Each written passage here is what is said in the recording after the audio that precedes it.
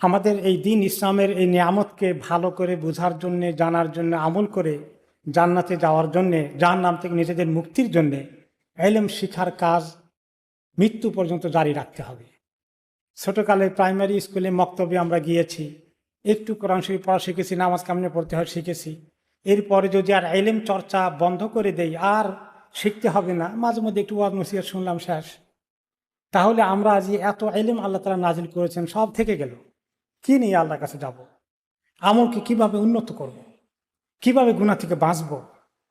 এবং আরো অনেক দায়িত্ব আছে। আমার দায়িত্ব শুধু নয়, আমার ছেলে মেয়ে, আমি যখন একলা আছি, এই নিজের জীবনে কেমন ঠিক মতো চলবো, একটা দায়িত্ব। যখন বিয়ে শাদী করলাম, পরিবার হয়েছে, আরেক দায়িত্ব এসে গেছে।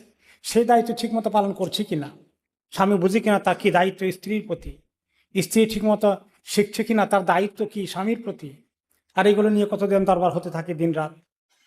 অনেক কিছুই না জানার কারণে, না জেনে, জানলে আমরা আল্লাহর হুকুম কি, রাসূলুল্লাহ সাল্লাল্লাহু আলাইহি সাল্লাম কি শিখিয়েছেন, তাহলে আমাদের মধ্যে ভয় সৃষ্টি হতো, আমরা কেউ কারো হক নষ্ট করতাম না, কারো প্রতি জুলুম করতাম না।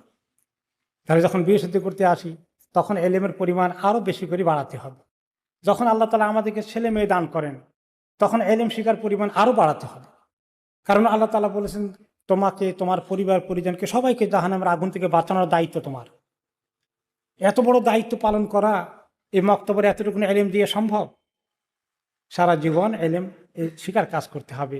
রাসূলুল্লাহ সাল্লাল্লাহু আলাইহি ওয়াসাল্লাম সাহাবাদেরকে অনেক উৎসাহিত করেছেন। তিনি একদিন মসজিদে নববী থেকে বের হয়ে সুফা, যেখানে সাহাবীরা বসেন, যারা সিঙ্গেল সাহাবী ছিলেন, যারা ফ্যামিলি ছিল না, হিজরত করে এসেছেন দিন শিখার জন্য, নিজের দেশ বাড়ি ঘর ছেড়ে মদিনায় এসে মসজিদের পাশে তিনি একটি শেল্টার হাউস করেছেন, হোস্টেলের মতো, সেখানে থাকতেন। তারা সারাদিন চেষ্টা করতেন কিভাবে ইলম শেখা যায়। এরপরে রাসূলুল্লাহ সাল্লাল্লাহু আলাইহি ওয়াসাল্লাম একদিন সকালে তাদের কাছে দেখা করতে গেলেন, গিয়ে বলেন, আমি কি তোমাদেরকে বলবো যে বোথান এবং যে আকিক নামে দুটি ভ্যালি আছে, যেখানে মোটামুটি একটু নিচু জায়গা, বৃষ্টি হলে একটু পানি টানি জমে, সেখানে ঘাসপালা অনেক আছে, সেখানে অনেক পশু চড়াতে নিয়ে যায় মদিনার লোকেরা, তাদের উট, ছাগল, ভেড়া, সব ওইখানে ঘাসের ব্যবস্থা আছে। সব জায়গায় তো মরুভূমিতে পাওয়া যায় না ভালো ঘাস, ওই জায়গায় ভালো আছে। একটা নাম হলো আকিক, একটা হলো আপনার যে বোথান। তারপরে তিনি বললেন যে ওইখানে যাবে, গেলেই প্রতিদিন তুমি দুটো খুব দামি উট পেয়ে যাবা, কোনো মূল্য দেওয়া লাগবে না। আর এগুলো নেওয়ার জন্য নিয়ে গেলে কোনো গুনাহও হবে না, ফ্রি পাওয়া যাবে একদম। প্রতিদিন সকালে গেলেই 2টা উট পাওয়া যাবে। তো সাহাবীরা বললেন, ইয়া রাসূলুল্লাহ, এরকম পাইলে আমরা কে যাব না, সবাই তো রাজি আছি। তখন তিনি বললেন, তাহলে শোনো, এর চেয়ে আরো বড় অর্জনের কথা বলবো, এর চেয়ে আরো বড় কিছু তোমরা অর্জন করবে। সেটা হচ্ছে, তুমি যদি দুইটা আয়াত শিখো বা শিখাও, আল্লাহর কিতাব থেকে এই ইলম শিখাও, তাহলে এই দুটো ফ্রি উটের থেকে অনেক মূল্যবান কিছু তুমি অর্জন করলে। 3টি আয়াত চর্চা করলে 3টি উটের থেকে আরো অনেক বেশি অর্জন করতে পারলে। 4টি আয়াত শিখলে 4টি উট পাওয়ার থেকে আরো অনেক বেশি অর্জন করলে। এইভাবে যতগুলো আয়াত শিখবে, ততগুলো আয়াতে উটের থেকে অনেক বেশি তোমার অর্জন হয়ে গেল। তো এইভাবে তিনি উৎসাহিত করেছেন সাহাবাদেরকে। কারণ ইলম শিকার কাজটা শুধু মক্তবের মধ্যে সীমাবদ্ধ থাকা ঠিক নয়। যত বড় হচ্ছে ইলমের পরিমাণ, তত আমার ইলম বড় হওয়া লাগবে। এমনকি স্বয়ং রাসূলুল্লাহ সাল্লাল্লাহু আলাইহি ওয়াসাল্লামকে আল্লাহ তাআলা বলেছেন, অকুর রাব্বি জিদনি ইলমা, আপনি দোয়া করেন আল্লাহর কাছে যে আল্লাহ আমার ইলম বাড়িয়ে দিন। তো বাড়িয়ে দিন, দোয়া করবেন বসে বসে, আমরাও দোয়া করব, কিন্তু ইলম বাড়ার জন্য কোনো পদক্ষেপ নেব না, শুধু দোয়া করব। ওহী নাযিল হবে খালি আমাদের উপর, আমরা দোয়া করব আর পদক্ষেপ নেব। কোথায় ইলম পাওয়া যায়, আমি সব শিখতে হবে। শিখার জন্য আমি প্রতিদিন কিছু সময় ব্যয় করব। কোথায় সাপ্তাহিক জলসা হচ্ছে, কোথায় নিয়মিত তালিম হয়, তাফসির হয়, হাদিস হয়, ফিকহ হয়, মাসাইল শিখা হয়, আমি যাই, কোনো না কোনোটার মধ্যে আমি অংশগ্রহণ করি। তা নাহলে আমি ক্ষতিগ্রস্ত হয়ে যাব। এবং এই ইলম শিখতে থাকলে জান্নাতের রাস্তাটা আমরা চিনতে পারবো, জাহান্নামের রাস্তার দিকে যাব না। আর ইলম শিখার সঙ্গে যদি সম্পর্ক না থাকে, তাহলে রাস্তা উল্টাটার দিকে আমরা চলে যাবো, আল্লাহ মাফ করুন। আল্লাহ তাআলা বলেছেন, যারা জানে এলেম শিখি আর যারা শিখে না তারা কি সমান? তাহলে কিছু ওলামা আছেন তারা এলেম শিখবে, আর আমাদের যারা আছি আলেম না, আমাদের শেখার দরকার নাই। না, দুই রকম এলেম আছে, ফরজে আইন, ফরজে কেফায়া। বড় বড় আলেমরা, মুফাসসির, মুহাদ্দিস, অনেক কিছু ফাকি হবেন, কিন্তু তারা ফরজে কেফায়া, উম্মতের জটিল মাসালাগুলো তারা সমাধান দিবেন। এইটা সবার হওয়া লাগবে না, কিছু হলেই চলবে। প্রত্যেক সমাজ থেকে অল্প কয়েকজন শিখলেও চলবে, কিন্তু জান্নাতে যাওয়ার জন্য, পরিবারকে জান্নাতে নেওয়ার জন্য, জাহান্নাম থেকে বাঁচানোর জন্য এলেমটা কি শুধু আলেমদের দরকার? এটা আমাদের সবার দরকার। প্রত্যেকটি মা, প্রত্যেকটি বাবা, প্রত্যেকটি স্বামী, প্রত্যেকটি স্ত্রী জানা দরকার, যাতে করে আমাদের জিন্দেগি দুনিয়াতেও আল্লাহ তাআলা আলোকিত করে দেন, আর জান্নাতের রাস্তা আল্লাহ আমাদের জন্য খোলা রাখেন। তো এলেমের এই কাজ করার জন্য আল্লাহ দোয়া শিখিয়েছেন যে দোয়া করতে থাকো প্রতিদিন। নবী করিম সাল্লাল্লাহু আলাইহি সাল্লাম নিজে দোয়া করতেন। তিনি প্রতিদিন মৃত্যু পর্যন্ত, উম্মে সালামা রাদিয়াল্লাহু আনহা বলেন যে ইন্তেকালের আগ পর্যন্ত তিনি দোয়া করেছেন যে আল্লাহুম্মা ইন্নী আসআলুকা ইলমান নাফিআ ওয়া রিজকান তাইয়্যিবা ওয়া আমালান মুতাকাব্বালা। প্রতিদিন দোয়া করতেন যে আল্লাহ, আমি আপনার কাছে ফায়দা দেয়, আমার উপকারী ইলম বেশি করে আমাকে দান করেন, আমাকে পবিত্র, পাক পবিত্র, ভালো, উত্তম রিজিক দান করেন, এবং আমাকে আপনার কাছে কবুল হয়ে যায় এমন মকবুল আমল বেশি করে নসিব করেন। এই আমল ছাড়া আমরা, এই ইলম ছাড়া আমাদের কোনো আমল সহিহ হবে না। এই জন্য অনেক আমল অনেক সময় লোকেরা করে, কিন্তু সুন্নতের বিপরীত বেদাতের দিকে চলে যায়। বেদাত কি, সুন্নত কি, এমনকি শিরক কি, তাওহীদ কি, এটাও তো অনেক সময় বুঝি না আমরা।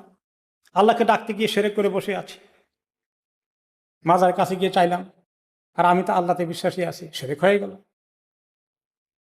এভাবে করে আমাদের অনেক আমল করি, বেদাতের মধ্যে আছি। সুন্নত কিভাবে আমল করতে হয় সেটা শিখি না। হালাল হারাম সব কিছু শেখা দরকার। এই যে আমাদের জীবনে কত রকমের কত হক আছে, আত্মীয়তার হক কি, স্বামী স্ত্রীর হক কি, ছেলে মেয়ের হক কি, পিতামাতার হক কি, প্রত্যেকটি জিনিসকে ভালো করে কোরআন হাদিস থেকে শুনলে মানুষের মধ্যে যেভাবে চেতনা সৃষ্টি হবে, ভয় সৃষ্টি হবে, আল্লাহ, আমি তো অনেকের হক নষ্ট করছি, আমি তো দায়ী হয়ে যাব আখেরাতে, আমি তো আটকে যাব। তার ভিতরে তখন দরবার করে, বিচার করে, স্বামী স্ত্রীর বিরুদ্ধে, স্ত্রী স্বামীর বিরুদ্ধে দরবার করে কোনো ভালো সমাধান কোনোদিন হয়েছে? কোনোদিন হয়। কিন্তু যদি প্রত্যেকেই ইলম শিখে কোরআন হাদিসের চর্চা করে, তাহলে তার ভিতরে কোরআন হাদিসের কথা এমন কাজ করবে যে তিনি নিজে ভীত হয়ে আল্লাহর কাছে তিনি নিজেকে আরেকজনকে কষ্ট দেওয়া থেকে দূরে থাকবেন। এই জন্য ইলম শিখার কাজকে জিহাদ বলা হয়েছে অনেক হাদিসে। যে ব্যক্তি ইলম শিখার কাজ করে, সে মুজাহিদ যেভাবে জিহাদ করে সওয়াব পায়, সেই সওয়াব আল্লাহ তাকে দান করবে।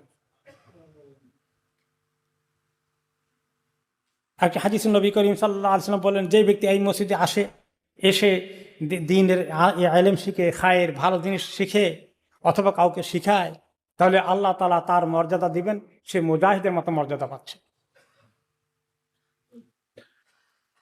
মুআয রাদিয়াল্লাহু তাআলা আনহু বললেন, লোকেরা ইলম শিখো, ইলম শিখলে তোমার মধ্যে আল্লাহর ভয় সৃষ্টি হবে, হালাল হারাম বুঝতে পারবে, গুনাহ থেকে তুমি দূরে থাকতে পারবে, কারো হক নষ্ট করবে না। আর এই ইলম শিখার কাজে আসলে এইটাই একটা বড় ইবাদত। নামাজ যেমন ইবাদত, রোজা ইবাদত, হাজ ইবাদত, ইলম শিখার কাজটা অনেক বড় ইবাদত। এবং তিনি বললেন যে এই ইলম শিখার মধ্যে যে যত সময় দিচ্ছ, তুমি তাসবিহ করলে যে সময় হয়, আল্লাহ তাআলা, তুমি সুবহানাল্লাহ, আলহামদুলিল্লাহ বসে বসে তাসবিহ পড়ো, ইলম শিখার কারণে। ইলম শিখা হচ্ছে তাসবিহ শিখলে যে সওয়াব তুমি পেতে, সেটাও আল্লাহ তোমাকে দিবেন।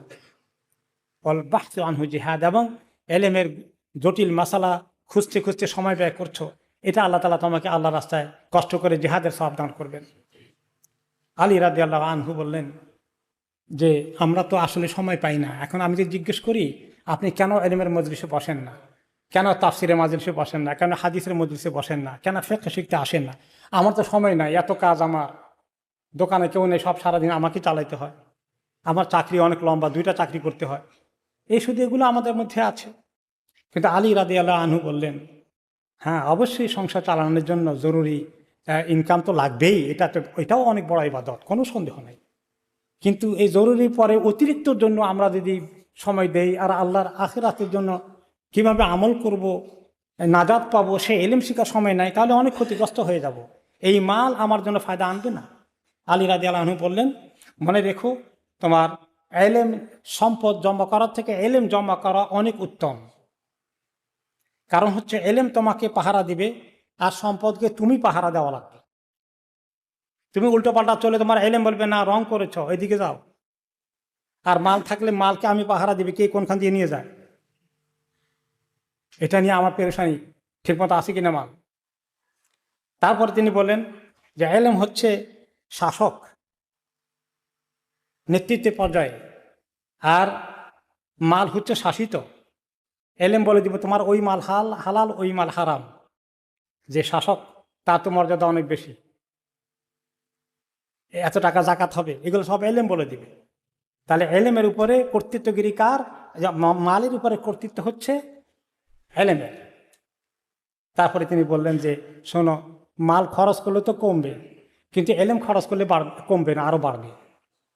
এলেম খরচ কিভাবে করবেন? আপনি শিখলেন, ছেলে মেয়েকে শিখালেন, সুবহানাল্লাহ। তা অন্যদিকে শিখালেন, একটা মাসালা শিখে গেছেন মসজিদ থেকে, আরেকজনকে বললেন, হাদিস শিখে গেছেন, আরেকজনকে বললেন, তাফসির শুনে গেছেন, আরেকজনকে বললেন। এখন আমাদের লোকেরা পাঠিয়ে দেয় বিভিন্ন মিডিয়ার মাধ্যমে, কেউ পড়ে ফায়দা পেয়ে গেল, শুনে ফায়দা পেয়ে গেল। তাহলে এগুলো সব কিছুই আপনার জন্য বাড়বে, কমবে না। সময়ের অভাবে হক আদায় করা যায় না, কিন্তু আসলে আমাদের নিজেদের ব্যক্তি জীবনে, পারিবারিক জীবনকে, প্রত্যেকটি আমার ছেলে মেয়েকে আমাকে জান্নাতে যাওয়ার জন্য আমাদেরকে এলেম শিখার কাজ জারি রাখতে হবে কিয়ামত মৃত্যু পর্যন্ত। আল্লাহ তাআলা আমাদেরকে তৌফিক দান করুন।